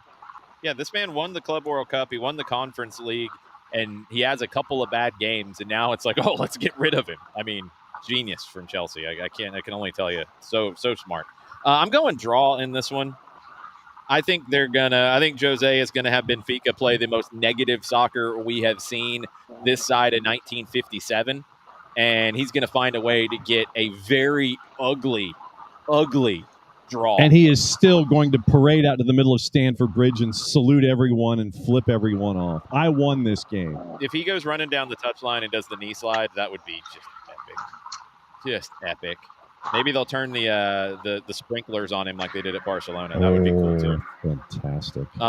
Your picks from Sophia. She went Chelsea in this one, and Maddie went with draw. All right. Sophia missed her chance to cut a promo. Yeah, I don't know how the promo would come out. That'd be very interesting. I won. That's it. Basically, you suck. Scoreboard, you suck. All right, Wednesday. This is the one that I had to make up a new rule for because I haven't run into this before. Sophia picked the U20 World Cup second game of the group stage, Brazil versus Morocco. There are no odds anywhere for this, and it's not like the usual no odds default where you have a home team and it's plus 100 for the home team, plus 125 for the draw, plus 150 for the road team. This one is just going to be plus 100 for the correct pick, period. Whatever you get, if it's either team winning or the draw, you get plus 100 if you get it correct. You can lose 100 because you're gambling your 100 juice boxes. So, Nick, what's your pick? Brazil and Morocco. Hold on. Sorry. They've never played at the U20 level. Brazil drew with Mexico on Sunday 2-2. Morocco beat Spain 2-0. And Morocco has a great team nickname. They're the Atlas Lions. Come on. Hell yeah, those are my boys, man. Rock the Casbah, Morocco all the way. All right. Jarrett, what are you picking? Draw. I was afraid. This is uncharted territory for me, and you can call it scared money. But have you ever picked a draw? I think I pick them every once in a while. Yeah. Like not often, but mostly like when I have no either like knowledgeable insight or this would be funny because ... insight. Fair enough. John, what you got? I'm actually not picking a draw. I'm picking Brazil in this one. Picking Brazil, the bounce back. Mm-hmm. I am going to go with Morocco on this one. There you go. They beat Spain. I think they can beat Brazil. Sophia went with Brazil, and Maddie went with Morocco. The U20s do not operate like senior tournaments. No, it's a whole different world. Yeah. Except for New Caledonia, yes, who gave up 9. Yeah, But and they're going to be the one in that group where everybody's going to try to run up a score because goal difference might come in handy. I mean, the one thing about Morocco, and I know people tend not to pay a lot of attention to, any of the AFCON teams, but That's Morocco has been pouring money into that program to be competitive at a global level. And so you're starting to see the fruits of it more and more in these international tournaments with better performances out of Morocco. Look at this youth side. They're going to be shaking things up. beating Spain is impressive. Beating Spain 2-0 to open the tournament, really impressive. So that's going to be a fun one. I'm looking forward to that on Wednesday. Thursday, we got 2 games on Thursday. I went with a wild card pick for Thursday. Also, one other thing, if you're new to this, we try to, in our 8 games that we pick, it is It is 3 games from either UEFA competitions or Big 5 leagues in Europe. It's 2 games from this hemisphere, so CONCACAF, CONMEBOL. It's 1 game from either Africa or Asia. Those are guaranteed on the board, and then 2 wild card picks. So you could have 3 games in a day. We have 2 on this Thursday, and Sophia's pick was Celtic and Braga. That was not my pick. It's Sophia's pick. I think that was her promo. She said, Jarrett, you're going to have to make a selection here. So these teams played each other in the 2010 Champions League qualifying round. Celtic won both games in that one. Celtic come in with 4 draws in the last 6 games. Of course they do. But they're unbeaten since their loss in the Scottish Cup final to Aberdeen in May. Braga, 1 win, 2 losses, 2 draws in their last 5. However, their win was in the Europa League at home against Feyenoord last week. Celtic is plus 100. The draw is plus 250. Braga is plus 260. Jarrett, what are you picking? I think Jarrett's dead. You're there. Pick it. Make a pick, Jarrett. Pick Brendan Rodgers. Celtic. Fine. Yeah, fine. Celtic. I can't wait for them to lose. Nick, what you got? I'll take the draw. Nick goes draw. John. I was with Nick in this one. I'm picking the draw. John goes draw. Sophia went with Celtic. You believed in your team, Jarrett. That makes one of us. Maddie went Celtic. Wow. Makes 2 of us. And I'm going to go with Celtic. Okay. That makes 3 fools, but yeah, whatever. probably. The second game for Thursday, and I kind of used the loophole in the rules that I made, which, I mean, if I'm going to use the loophole, I said UEFA competitions or Big 5. So I went with the UEFA competition. It's the Conference League. It's Shelbourne FC hosting Häcken. There you go. Oh, my God. It's a UEFA competition, Nick. It is true. That is true. It's a big game. Yeah. Big clubs can win the Conference League. Jose Mourinho said so. Oh, Jesus. I mean, so, it's Shelbourne and Häcken. They've never played each other. I would imagine not. Hold on, guys. I'm trying to find a ravine to run my car off into here on 75. Shelbourne, they problem is he's south of the gnat line. It's all flat. There's no ravines. Exactly. No ravines. Shelbourne, they won their qualifying round matchup with Linfield to get to the Conference League. They're 2-1-1 in their last 4 games in the League of Ireland. They're in 6th place in the League of Ireland. Shelbourne are known as the Reds. They were founded in 1895. There you go, a little bit of history for you. Häcken, they're from Sweden. They were founded in 1940. They're known as the Wasps. Okay. They defeated CFR Cluj of Romania to qualify. They're currently 10th in the Swedish top flight. Well, we know who's first. Yes, Shelbourne is first. Häcken is just above the relegation fight. They did win over the weekend. They lost their last 3 games in the league before that. However, Shelbourne at home plus 280. The draw is plus 270. Häcken are a minus 112 going to Ireland. This is a tricky one.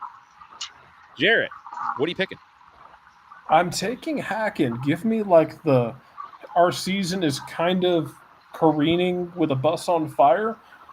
in the league, but what if we made a run in Europe just because it would be that hilarious thing we see teams do where everything might be going wrong for you in the league and you just pick a cup competition, you're like, screw it, let's just win that instead. Nick, what's picking? I don't like wasps. Fair enough. So give me the You're Irish. going with the Irish. Shelbourne. Yes, Will, the Tottenham philosophy. Yes. John, what you got? Oh, I'm going with Hacken in this one. Hacken. Hacken.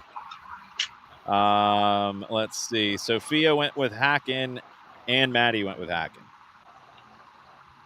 I am also going to go with Hacken. Nothing like a team name that's based on a cough. I don't think it is in Swedish. I'm just guessing. I don't know. I thought it like 4 years ago we learned that hacking is bad. So Yeah. I don't know. That's what I'm saying. Yeah. Friday, we've got NWSL. Friday. Yes, it's complete. Shut up, John. It's Houston Dash hosting Orlando Pride. The Dash are plus 210. The Draws plus 280. The Pride are plus 100. Orlando's in 5th place in the NWSL. Houston's in 10th.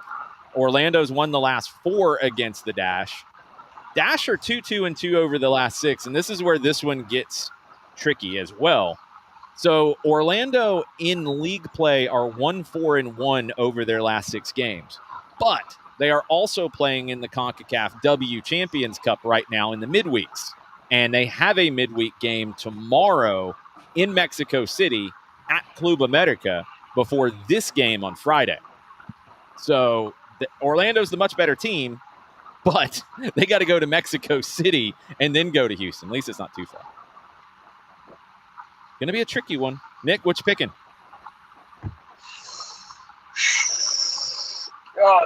You threw a right proper wrench into that one because I was immediately going to go Orlando, and then you mentioned the Club America. Woo. Man, this is hard. Okay.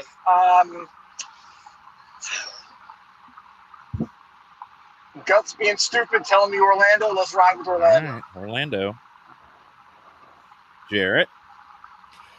I'm taking the draw here in the sense of, Orlando's a better team, but man, their league form, and I get it, it's because they're splitting competition like this, but their league form hasn't been good, but Houston is not good, and Houston just progressively got not gooder, whereas like other, not gooder.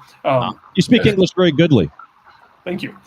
Whereas like, Utah Royals decided to do their second half of the season be unbeatable thing. Houston hasn't done that. Give me the draw here because I don't trust either one of them to come into this with the energy or sharpness to win it.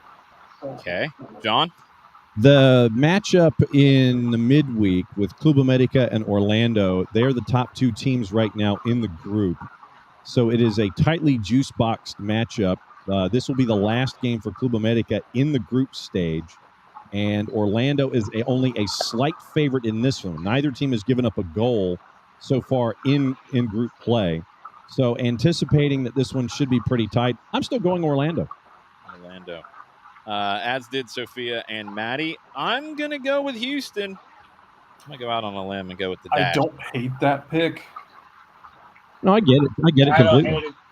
I was going to mock you, Jason, but there's wisdom. I'm betting on Montezuma's revenge, actually, in this. Jesus. Wow. I mean, it happens. How many teams have gone down to Mexico in MLS and came back and like, we're all sick? Yeah, that's true. Not wrong. Just saying.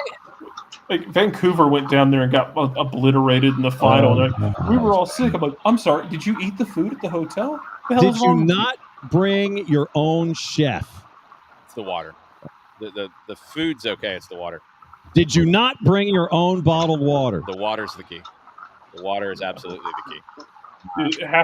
Travel tip for anyone going abroad: do not ever eat the hotel iceberg lettuce. That's fair enough. Yeah, because and the ice in your drink is made from the same water that makes everyone sick. Yes. Promise you, they're not filtering the water that they No. use for ice. No, and I know that Hutch is looking for the Book of Mormon version of Okay. Orlando. Yes, so of course.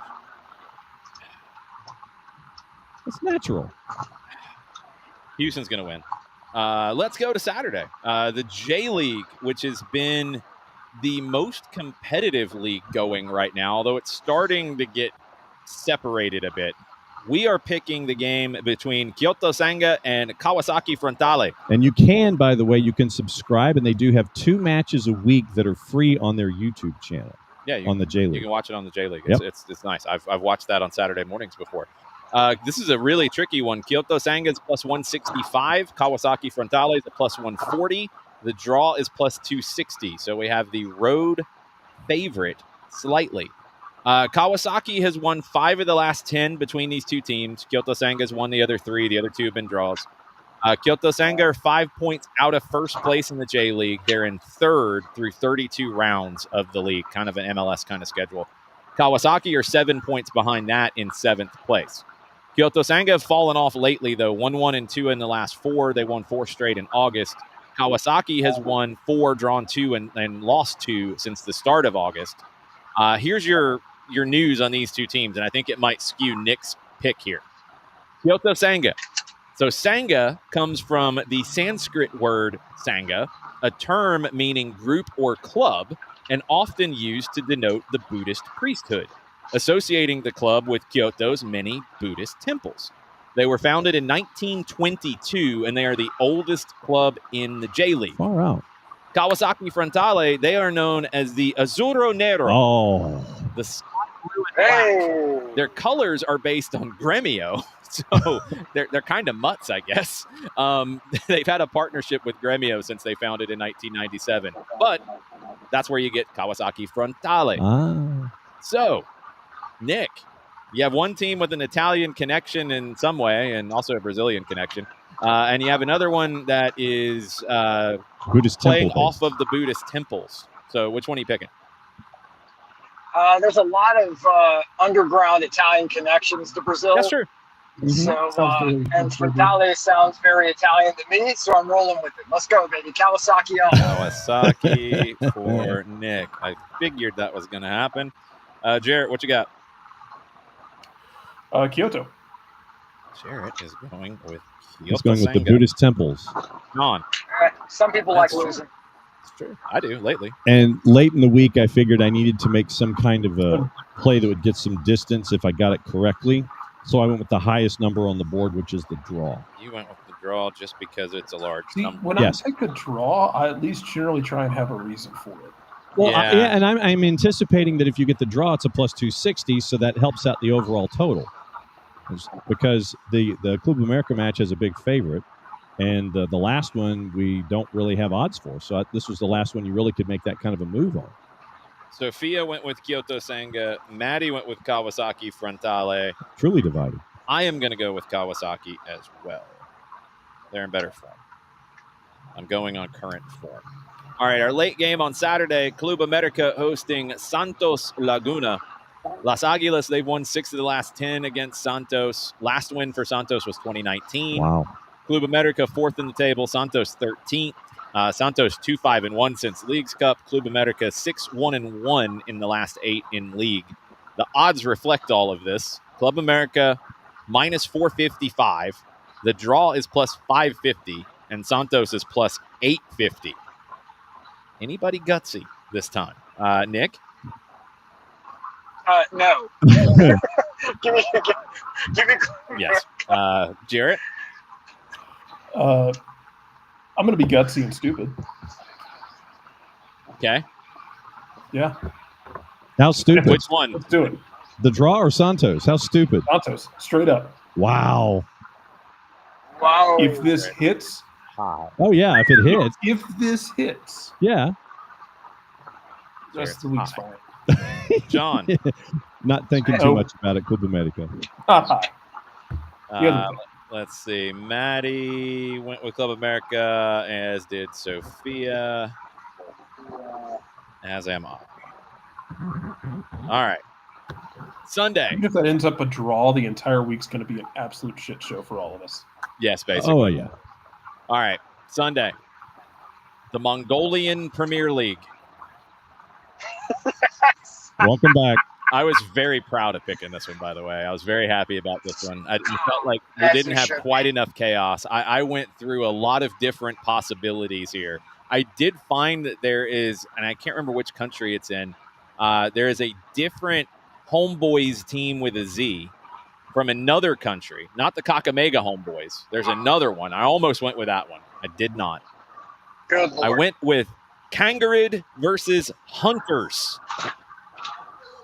Hunters in the Mongolian Premier League. We do not have odds on the Mongolian Premier League. Kangarid is a plus 100. The draw is plus 125. Hunters plus 150. So here's your quick primer on Mongolia. It's the third week of the Mongolian Premier League, and this is 1 versus 2. The only 2 perfect teams in the 10-team league. So Hunters, they won 5-1 and 2-0 in their 2 games so far. Kangarid, they won 8-0 and 10-0. Kind of dominant. Yeah. These teams have played 3 times. Kangarid has won 2 of the 3. So Kangarid, they were founded in 1996. They've won the league 4 times. They've won the cup in Mongolia, which that'll be next on Picks of the Week. Amen. 6 Mongolian Cup wins. Kangarid finished 2nd in the league. Here is your naming convention when it comes to Kangarid. They're known as the Garudas. The Garuda is described as the king of the birds and a kite-like figure. He's either shown in zoomorphic form, a giant bird with partially open wings, or an anthropomorphic form. I had to make sure I got that one right. A man with wings and some ornithic features. Garuda is generally portrayed as a protector with the power to swiftly travel anywhere, ever vigilant, and an enemy of every serpent. There's your update on Kangarid. Wow. Hunters, they're a new team, actually really new. They have made their way up the Mongolian pyramid in the last few years. They won promotion, I think, back-to-back seasons to get from the 3rd division to the 2nd division to the 1st. They played their first match in the Mongolian Premier League in August of 2024.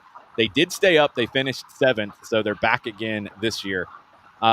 They have 2 kind of normal sets of uniforms, like white with blue shorts. They have an all-white blue set, but their last match, they wore lavender shirts and purple shorts and socks. It was really interesting.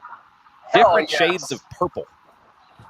And they're the Hunters. I mean, come on. It's the Hunters against the King of Birds. So this is, I mean, come on. This is everything you look for in a Picks of the Week match. Jarrett, what you picking? I love it. Oh, we're taking the Hunters, just on name alone. The Hunters. This is a vibes-based pick. You're picking, I mean, Yes. if you have scouting on the Mongolian Premier League, that would be frightening. Yes, but not a shock. No. You're going Hunters. Nick, what are you going with?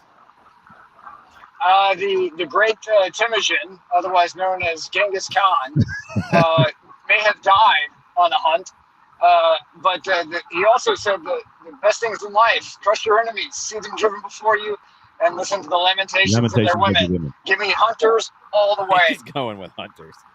John, what are you picking? Oh, I'm going with Kangarid as well. I'm absolutely going. Nobody's picked Kangaroo. Well, then I'm going with Kangarid then. You can't go as well if nobody's picked. Fine, I'm going Kangarid. Okay. Delmar over here. Well, I'm with you, fellas. I mean, what? Sophia went with the draw. I mean, that's just no fun. Smart. I mean, it is smart, but it's no fun. Kangarid is who Maddie picked. I am going with Kangarid as well. They've scored 18 goals in 2 games. So you can say as well because you picked 3rd.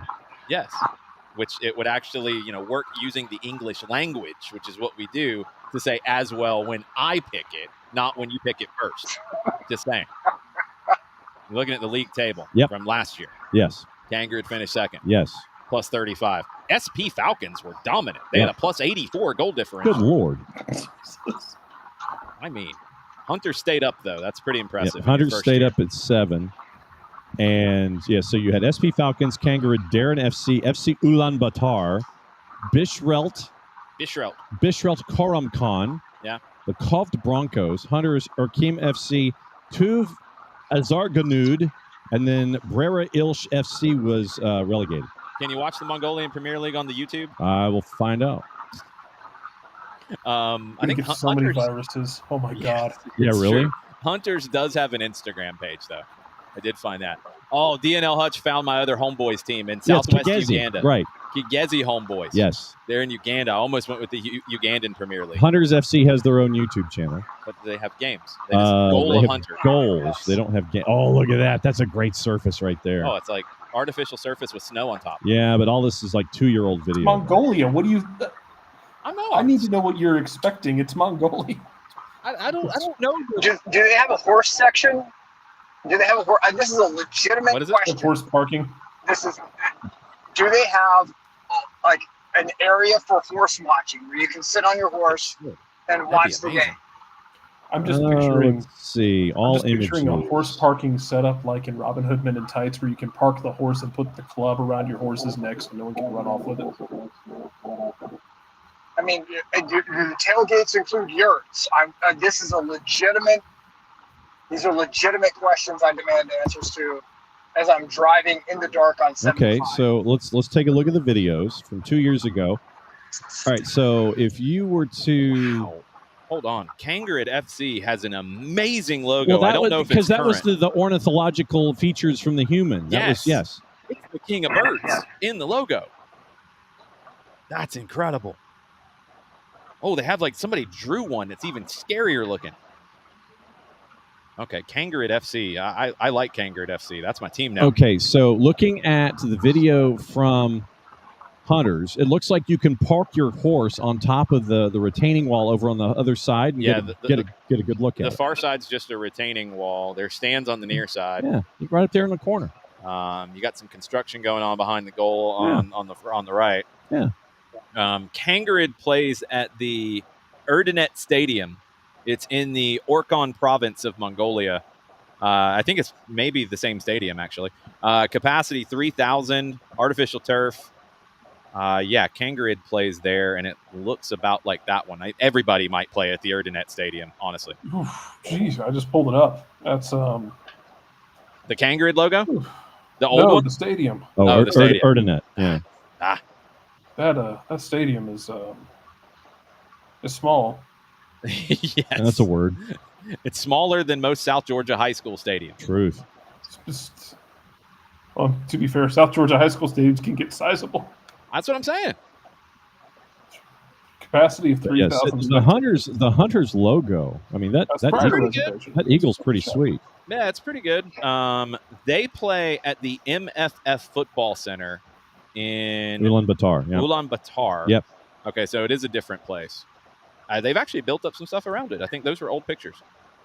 It is a 5,000 seater. Yeah, actually the look at that. renovated stadium looks nice.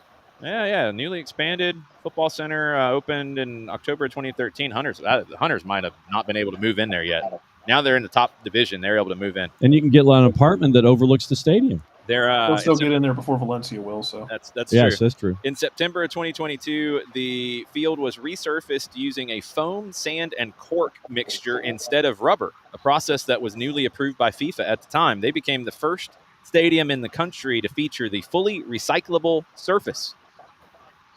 Look at that. Look at my hunters, man. Go. Environmentally conscious. They're a capital city. I got to remember to cut the old Kangaroo logo though and send it because it's epic. Yes. I need some old like Kangaroo. Which one was that? The one with the King of Birds.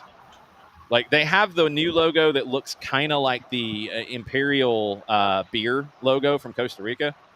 Yeah, the one that we ripped off for Atlanta FC back in the NPSL back in the day. I was going to ask you, is that? Oh no, we totally did. Oh, we ripped it off. We like turned it. We turned it facing the other way. Yeah, that's the new one. Yeah. Look up Kangaroo FC, their old logo. Like just look up Kangaroo FC and go to the images. Yes, that is amazing. Right there. Yeah, that one. That's the mini logos, and that is one of them. That's the one of them. That is amazing. That is the logo that you would see in like a 1980, like an Iron Eagle, you know, like if you were the mythical country that the U.S. was at war with. Yeah. Like that's the logo that you would see on the Yes. planes. Don't piss That's off amazing. Louis Gossett Jr. and Jason Gedrick, sir. Wait, so did you see Don't this you one? do it? Don't you do it? Ah, that's amazing too. How many logos does this club have? These, Not enough. all of these, right here. They went through a few. Wow. That's amazing. Yep. I like Kangrid. That's who I picked. That's my team. There it is. We still have one more. The prop bet that Sophia chose. Number of fouls called in the LAFC Atlanta United match on Sunday night. The number of fouls called in the match. Sophia went with 22. Maddie went with 25. John, what did you pick? 18. 18. That is on the very low side in MLS. Can't foul what you can't catch. Jarrett, there's some people who would like to challenge that theory. What you got, Jarrett? Without knowing who's officiating. And that's why, yeah. I went low with 18 as well. Okay. Nick? I will go 23. 23. That I feel is bad the for league not doing average. like 30. 23 and I some feel bad change. for not doing like 38. If it was Atlanta and somebody else, maybe. Philly. I'm gonna go with 21. This feels like a magic number. All right, that is your picks of the week. Picks of for the week week. 3. That's not the song. That's not what any. Nobody's ever done that, John. What is that nonsense? We do have our final stats from USA and New Caledonia, by the way. It was a lot to nothing. Go one. 29-4 in shots, 13-2 shots on target, 3 saves for New Caledonia, 1 for the U.S., 15 corner kicks in the match, 14 of them for the United States, 23 fouls called, 12-11 was your margin. USA was called for 12 fouls. What was 11 the score, though? That's 9-1. Okay. Kromoski had a hat trick. Sakiris had a goal. Assist to Kromoski. Gozo has had an assist. Frankie Westfield had a goal. Nolan Norris had 2. Taha Habrun scored. Assist from Westfield. Cole Campbell got goal number 9. And Antoine Simane gets the goal for New Caledonia in the 70th minute. All right, before we get kicked out here at the Brewhouse Cafe, Nicholas Bentner news. There is none. Jesus. No, there's nothing. There's nothing, Nick. But- There's absolutely nothing. No news in the last 2 weeks, and even the news that was thank in God. 2 weeks ago was stuff we talked about 3 years ago. But what? Oh, thank God. But My what? I do have long other national news. nightmare is over. I do have news for you that Mauro Icardi may have to go back to Argentina to testify and give interviews because of child support issues with Wanda. Oh boy, yeah, we hadn't gotten into the authorities. Jesus. We haven't been able to fully dive into the Icardi updates because they're sizable Yes. and very for specific audiences. I'm trying to look around and see. There's tapes and videos that have been surfaced. Not tapes anymore. We're talking like videos being shared and photos being shared. And Wanda was with an Argentine rapper. I think they're still together. So now you've got a child support issue. We'll get to that in a second. One site has Mauro Icardi's new home in Istanbul. He's become a fan favorite at Galatasaray with his goals on the field, while also staying in the spotlight due to his personal life. He has moved into a luxury villa. He's moved into a luxury villa with his girlfriend, China Suarez. Monthly rent of $25,000. Good Lord. Is that Turkish, What a though? moron. I don't know. Good God, he's a muppet in every sense of the word. He is a He is a vacuous meat sack that just gets puppeted around. Yes. Vacuous meat sack. We have to remember that one. Yes. Wanda has revealed very specific requests from her exes to some show as she's trying to stay relevant. That's not good. No. We're not going to dive into that one. What Jarrett was talking about, according to the courts, Mauro owes alimony payments to Wanda. May have to return to Argentina in October to give an interview on the matter, despite the threat of a travel ban looming over him. I didn't know there was a travel ban. I didn't either. He scored 4 goals in 6 games for Galatasaray this year, so he's killing it. I don't think his 25,000. Mhm. I don't think his talent as an athlete was ever really in question. It's the everything else that is the problem. The 10-cent head. Oh, and here's one for you, Nick. This was from late August, so thankfully it didn't happen before the window closed. There were reports in Europe that Napoli was interested in Mauro Icardi after the Lukaku injury. wow. Tony Conte would have murdered Mauro Icardi. It would have been like he would have been like hoisted up like Thunderdome. I mean, it would have been just a bloodbath. That would have been the worst combination Mhm. ever. Mhm. Ever. All right, that'll do it for this edition of Soccer Over There. We do, as Will brings MLS Next Pro into the chat, we do have a wild situation this week that feels like a Soccer Over There subplot, where Atlanta United 2 has to play 20 more minutes against Chattanooga, and it is very necessary Yes. for the playoff positioning for Atlanta and for Chattanooga. Chattanooga, I mean, by all accounts, they got to get on a bus and come down to Atlanta and play 20 minutes with no subs left, 3 guys on yellow cards, and Atlanta's got 1 sub left, and they're going to host it somewhere. And it's going to be the Thunderdome of all Thunderdomes of 20 minutes. Yeah. Because Atlanta trails 1-0. And if they win, they go into a playoff spot before decision day. If they force a shootout, they go level with the playoff spots. If they force a shootout and win the shootout, they are in a playoff spot. Thunderdome of all Thunderdomes, MLS Next Pro.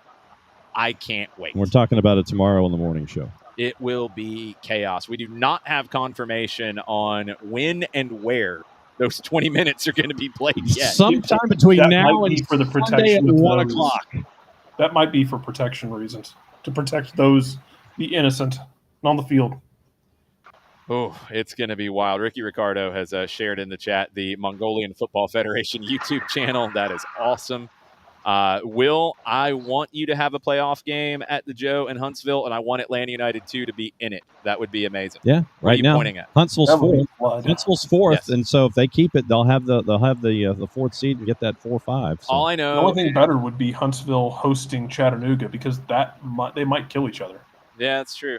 All I know is Argentines are looking at this MLS Next Pro situation, and they're like, wow, I want some of that action, because that's usually our time to shine with 20 minutes that are going to decide everything.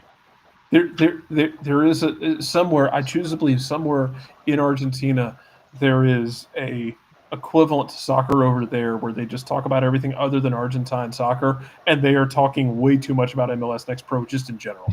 They love the shootout, I'm sure. Oh. Nick, I'm glad you were able to get through the South Georgia Mafia and the Berlusconi family and anything else that tried to derail you from joining us today. Yes, thank you, Barbara Berlusconi. Please know Maybe that they got him at the end. Oh, there he is. I'm aware of your issues coming after me. He's Please know it will be handled in the future. wow. Whoa. All right, that's probably the sign that it is time to go. Yes. Okay, picks of the We week. are now We'll have- incriminated. Bye. Basically, we'll have the updates next week. We will have more shenanigans, more buffoonery. Thank you so much for hanging out with us. We will see you next week, SDH AM in the morning at 9:05. We'll have 20 minutes of a game sometime this week. Yeah, just buckle up all the way around. Y'all have a good night.